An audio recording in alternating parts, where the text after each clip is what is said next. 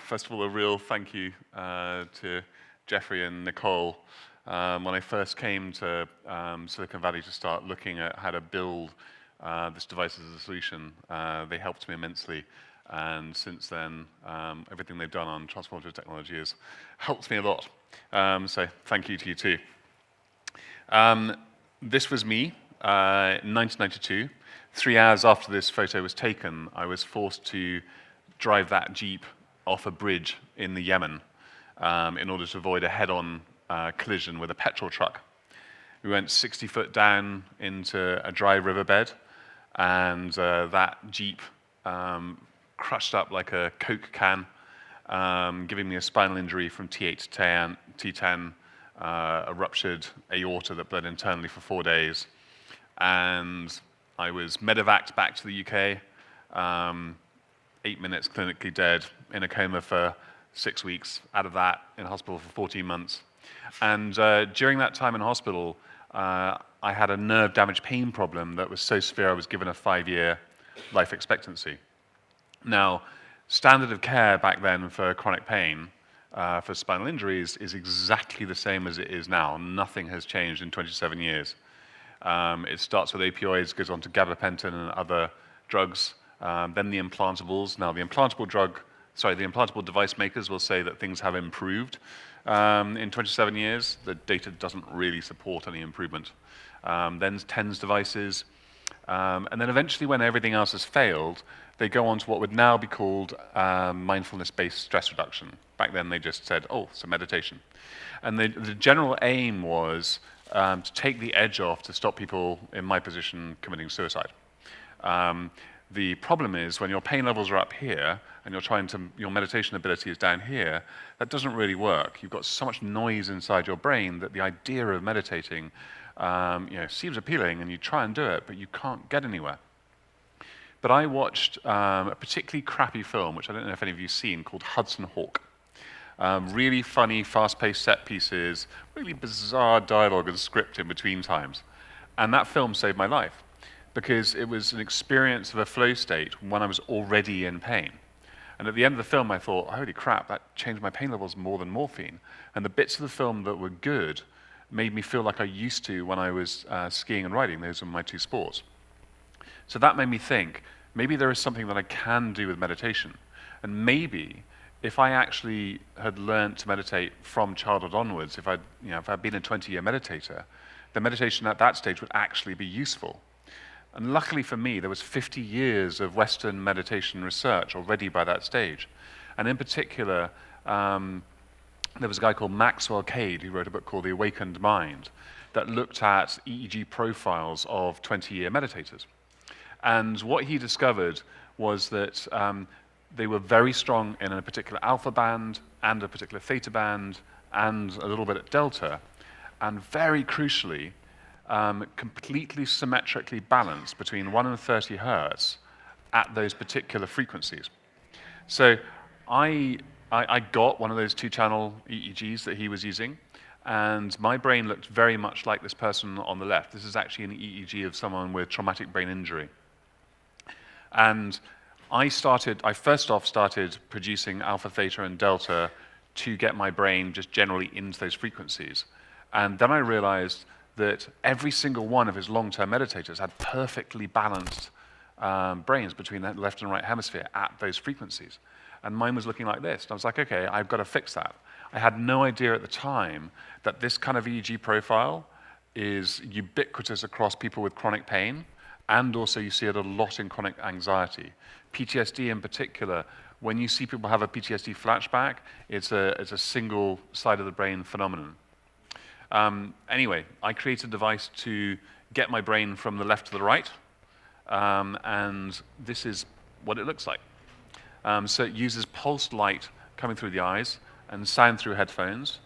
And originally, everything was based on an EEG feedback loop that I was part of. It was a manual feedback loop. So every time I worked with someone, I had to wire them up to an EEG. I was seeing how the sound and light was affecting their brain, and then I was changing algorithms personally within that. But I couldn't, and I did a lot of early research across PTSD, military stuff, including sport, military stuff, sport, stroke, and got good results on everything I looked at, but no way to go, okay, how do we build something that people can use at home? Because if you're generating a neuroplastic effect with any of these technologies, it's only useful if you can do it every day, repeatedly, when you need to do it. Because there are some parts of neuroplasticity that work very quickly, but when you're trying to repattern pain, so chronic pain, here's a little idea for you, that chronic pain is really actually maladaptive neuroplasticity. Your brain is always working to get more efficient about whatever it's doing. Your brain doesn't care whether the habit that you're learning is a good habit or a bad habit. Your brain is getting ever more efficient about however you do what it is that you're doing. And that includes experiencing pain. Your brain is working out how does it get more efficient at experiencing pain. That's what chronic pain is. Now, if you can get someone into a relaxed state, that process starts working in your favor again. But you need to be doing that in real time in someone's home whenever they want to do it. So we opted for the heart rate variability solution. So in 2015, when I tried a new prototype for HRV sensor on the forehead, it was one that was designed for looking at Air Force pilots and reducing incidences of gravity loss of consciousness, which kills more pilots than combat has since the Korean War. I was sent one of these devices by an Air Force medic, tested it, and thought, oh, now I can actually relaunch the company based on that. We launched as a company. We started looking a lot at consumer sleep, and VCs generally don't like it. And it's really hard to raise money to get data when you haven't already got data. So the answer to that for the entrepreneurs in the room is get the cheapest, quickest, simplest data you can, even if you're getting it yourself and it's low quality data. One thing that in those early days someone talked to me was credibility is not a bar, it's a ladder. And if you go up a step at a time, you can get to really credible data much more quickly than you can if you're trying to jump those steps. So the first step for us was going after a 75-person study.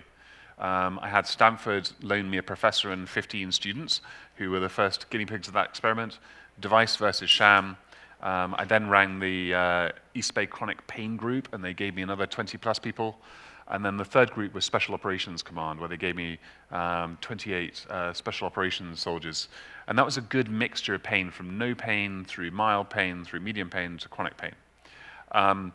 Out of those, we discovered that the most extreme people had the greatest results. Now, you've seen this in some of the things people have already said about this phenomenon. The very worst stress you're in gives you a greater delta when any of these technologies can actually reduce someone's stress levels, and we found exactly the same thing. Out of that, I then was like, okay, this device does two things. One is it reduces someone from fight-flight to rest recovery. And the second is the neuroplasticity that's changing long-term levels of pain. So I was like, okay, how do we go out and we prove the reduction in stress or anxiety? And the answer was, okay, let's find the most extreme stress you can possibly put someone under in a clinical setting that is also in a useful thing to do. Turns out that's taking a methadone addict and putting them into full withdrawal. That is literally the worst psychological and physiological stress we could find that you could put someone in that was also useful. Because if you're on methadone, you actually taper off, the methadone stops being effective, and you have to take breaks from using your methadone, which then allows the methadone to start working again. Anyway, in that study, we got a 45% reduction in anxiety against sham at the very worst part of that pain, that withdrawal cycle. And then on to the third study, we did fibromyalgia. Out of the 75-person study, the two people that had the greatest effect were two people with fibromyalgia. They had 24 hours of pain relief off a single device use, and actually the sham worked as a nocebo and made them temporarily worse. So the 20-person fibromyalgia study, we went to a local clinic. We did 20 people, and these are some of the results. We got a 45% reduction in symptoms in just 2 weeks. The best drug for this is Lyrica, and they get less than 10% over the course of many months. Also within the study, we got a 49% reduction, 46% reduction in anxiety, and a 49% reduction in depression. And just for reference, that means that we outperformed Prozac, which is the best-selling depression drug, and anxiety, we outperformed Xanax, which is the best-selling anxiety drug. So this is just using pulsed light and sound to help the brain reset itself. All of these technologies are working by creating an improved level of homeostasis when things have got knocked out of whack. And the drug solutions, with the exceptions of some of the psychedelics, which look like they are working by increasing neuroplasticity, the typical pharma drugs have a poor track record and they're not a good solution. If we find ways to improve neuroplasticity, the brain has awesome healing power to fix itself. Pain was obviously my original focus. That original device fixed all of my underlying nerve damage pain in a total of 3 months, and I haven't had a minute's nerve damage pain since 1993. And now just use the device every time I'm on a long-haul flight or in an Uber back and forth from the airport. So it's useful. Most recently was 3 weeks ago, we did a fatigue mitigation study. We took healthy addicts for 24 hours, and we deprived them of sleep. We gave them a nap every 2 hours for 50 minutes on device versus sham.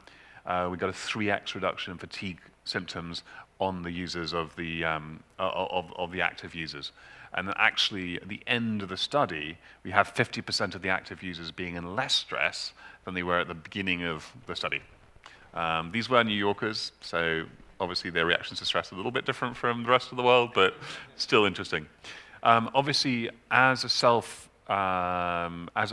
patient inventor, credibility is a big problem. So those studies were the start, and then this coming year, we have a neuropathic pain study starting with Mount Sinai. That's actually started this week. We have UPenn doing our large fibromyalgia study. And then we have Cleveland Clinic looking at multiple sclerosis.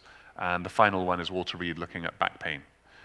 So with extraordinary claims, which all of us are making because these technologies can do extraordinary things, you do have to provide extraordinary evidence. You've seen examples today. Adam is a good example of the efforts that are going to produce really good data. That is the only way the passions that we all have in this area move forward, because it's the only way we can convince people really of what these things are all capable of doing. So for us, fibromyalgia is the go-to-market. 10 million Americans, 80 to 90% of them women. Last year, the maximum grant given for any solution looking at fibromyalgia that I could find was $25,000. So no one is even trying to help 10 million Americans who have a debilitating pain condition that lasts them all their life. We're helping to remove that problem and then launch commercially. The 2 people we are launching with, one is NATO. They are looking to provide solutions for soldiers for fatigue mitigation and enhancement of overall mental health. Because if you can prevent PTSD before it happens, that's obviously epically more valuable than solving it once it's arrived. And then Anthem, that's come out of the last, we won a competition a week ago to do a rollout with them. One of the funding, you heard from one of the speakers this morning, that you should decide who's going to pay for your device and then get people to fund against that. That is the easiest way. We haven't done that. It makes life much harder. But there are people around, and one right here in the corner, who actually are prepared to look at multiple ways that these technologies can come to market with multiple different revenue streams. There are consumer applications, there are medical applications, and we should go after all of them simultaneously.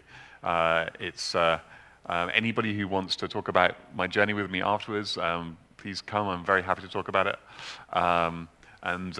Just finally, before I go, one thank you again to Nicole and Jeffrey, and thank you all for your time. I really appreciate it, and looking forward.